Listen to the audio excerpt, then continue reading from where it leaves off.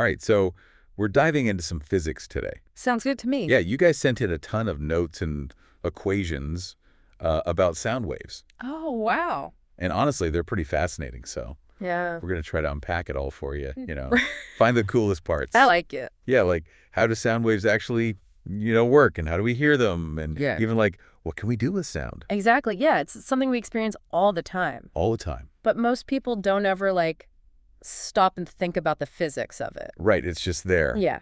So, I mean, we know that sound is a wave, right, from your notes. Yeah.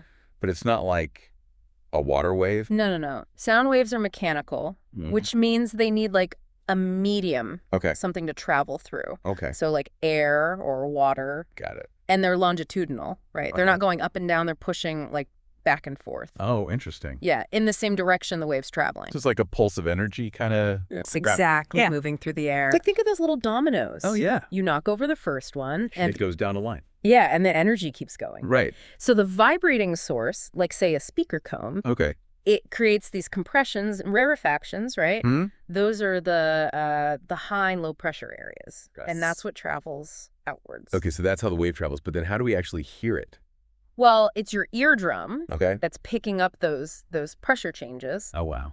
It's super sensitive to those changes. Oh, wow. And the speed of those pressure changes, that's what we call the frequency. Okay. That determines the pitch. So a higher frequency means a higher pitch. Exactly. Like a piccolo Yeah. has a much higher pitch than like a tuba. Exactly. Yeah. And the size of those changes, right? Or the amplitude. Mhm. That's the intensity. Which we hear is loudness. Loudness. Yeah. Gotcha. So a whisper is quiet Right. because the amplitude is small. Oh, okay. And then you've got your sinusoidal waves. Yeah, to be honest, when I saw that equation for the harmonic position function, know. I love that was a little intimidating. I was like, Yeah. whoa. It's not as bad as it seems, though. Okay. It's just describing those individual air molecules as the waves going through. So each molecule's like vibrating Yeah. back and forth. Yeah, back and forth as the wave is going through. Oh, wow. And so, if you were to graph that motion, right, Yeah. you'd get that sine wave, Oh, okay. that nice, smooth, repeating curve. Okay. That makes sense. It's pretty wild that something like music, right? Right. It's just built from those simple little motions repeating. So that equation, it breaks down things like amplitude, frequency. Yep, and it also includes, the wave number, Mhm. which tells us how close together the waves are, right? Okay. And then, the angular frequency, which Mm-hmm. is how fast those molecules are vibrating. Gotcha. So we've talked about how sound waves travel, how we hear them. But now I'm curious, how fast does sound actually travel? Well, that's a good question. Yeah. And that's where a lot of people kind of get tripped up. Really? They think the speed of sound's just like a number. Oh. But it actually depends on what it's traveling through. What? So it's not always the same speed? No. No, that's crazy. It travels faster in denser mediums. Okay. So, it's faster in water than it is in air. Right. And it's even faster in solids, like steel. That's so cool. So like whales, right? Yeah. They can communicate over huge distances Exactly. because the sound's traveling through water. Through water. That's wild. And, when you put your ear to a railroad track, Yeah. you hear a train coming, that's Because the sound travels faster through through the steel.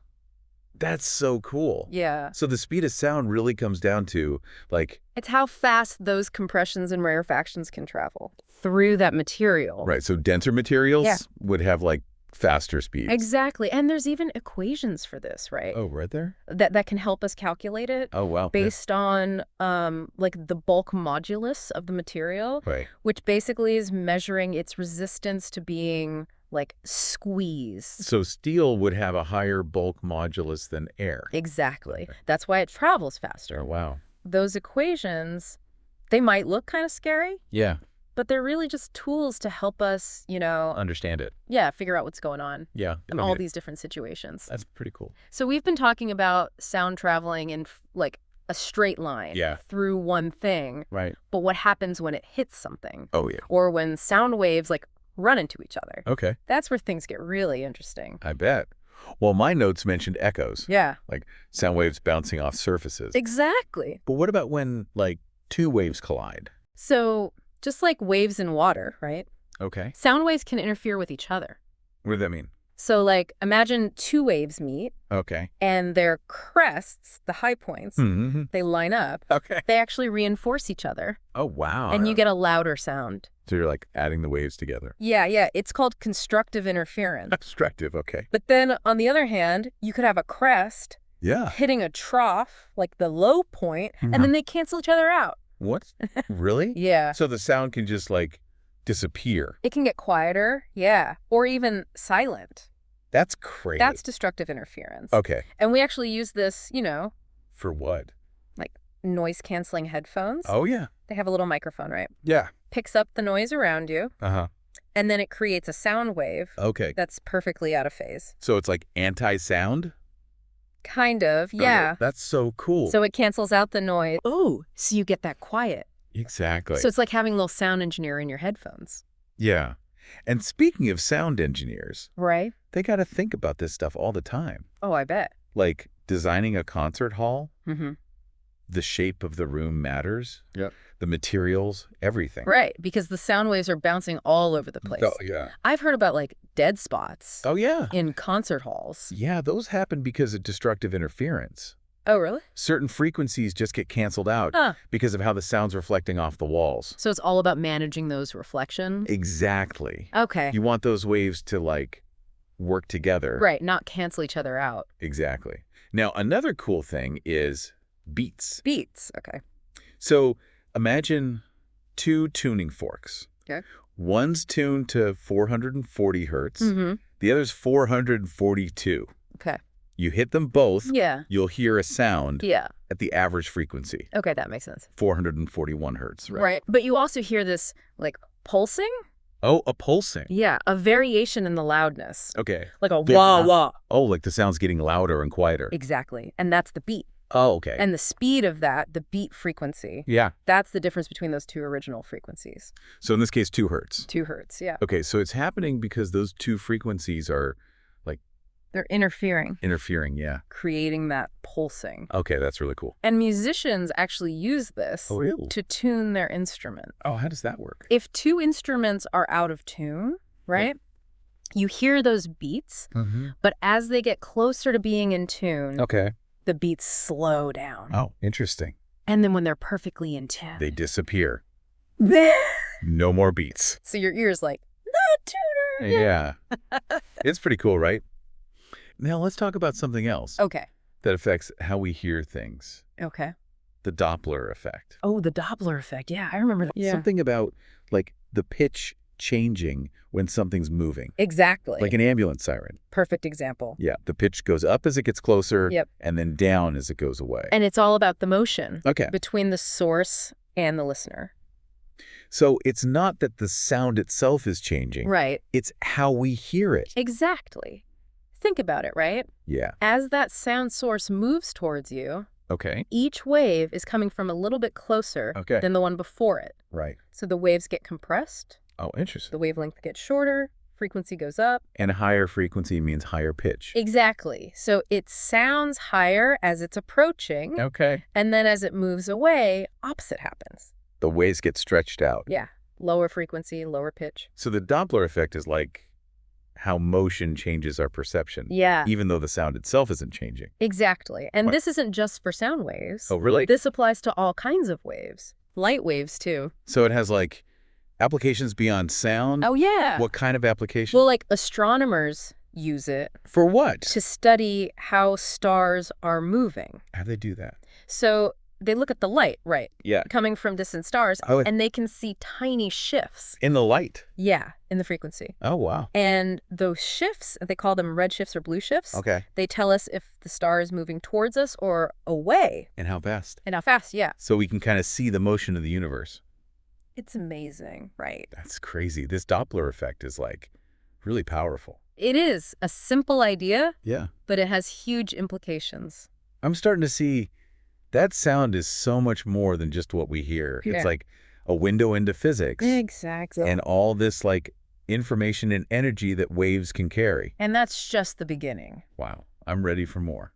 All right, let's take a quick break and then we'll keep exploring. Okay, so we've talked about how sound works, how we hear it, even how it changes with motion. A lot of physics. It is. But now I'm kind of curious about what we can actually do with sound, you know? Well, humans have always been fascinated by sound, right? Right. And we've learned to manipulate it in some pretty amazing ways. Yeah, like my notes mentioned something about vibrating air columns. Ah, yes. I think it had something to do with the instrument. Exactly. Lots of musical instruments rely on that principle. So like a flute.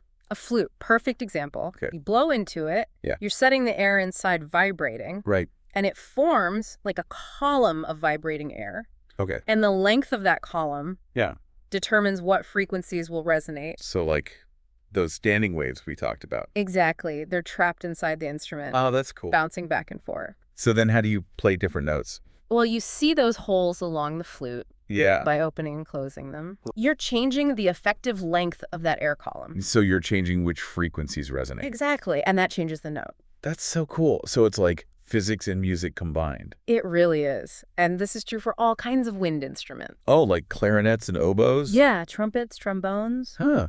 I never thought about it like that. They all use those vibrating air columns. Okay, so that's music, but what about other applications? Well, let's talk about ultrasound. Okay, I've heard of that, like in medicine. Yeah. But I don't really get how it works. So ultrasound uses really high frequency sound waves. Okay. Higher than we can hear. Oh, interesting. And we can focus those waves, direct them, okay, and actually create images of your insides, like organs. So you can, like, see inside the body with sound. It's pretty amazing, right? That is wild. It's safe, non-invasive. And I've also heard about dentists using ultrasound. Oh, yeah, to clean your teeth. How does that work? Those ultrasonic vibrations are really good at, like, breaking apart plaque and tartar. Huh. And it's not just medicine, right? Well, there's more. Ultrasound is used in industry, too. For what? Cleaning delicate parts, finding flaws in materials, all sorts of things. Wow. So ultrasound is like a multi-tool. It really is. And then you've got the whole field of acoustics. Acoustics? Yeah, that's like... It's all about controlling sound. So like designing concert halls. Exactly. Making sure the sound is good everywhere. Right, so everyone can hear. Yeah, they got to think about the shape of the room, the materials. So it's not just making it loud. No, it's got to sound good. That makes sense. Things like how long it takes for the sound to decay. Oh. How different frequencies interact with the surfaces. It's complicated. Sounds like there's a lot of science behind that. Oh, yeah, and art, too. I bet. It's like creating a sonic experience. Exactly. And then there's things like sonic branding. Sonic branding? What's that? So companies will use specific sounds or music to represent their brand. Yeah. To, like, evoke certain emotions. So, like, when you hear that little jingle and you know what company it is? Exactly. It's all about creating that association. Wow. So we've gone from basic vibrations to like shaping the soundscape of our world. It's amazing how far we've come. I know. This deep dive has really opened my eyes. What? To how important sound is, you know? Yeah. It's not just something we hear. It's so much more. It's like this fundamental force that connects us to everything. I like that, yeah. And it lets us create, communicate, explore. It really does. I mean, who knows what we'll do with sound in the future? The possibilities are endless. This has been fascinating. I've learned so much. Me too. It's been fun. Keep those ears open, everyone. There's a whole world of sound out there. Happy listening. Until next time.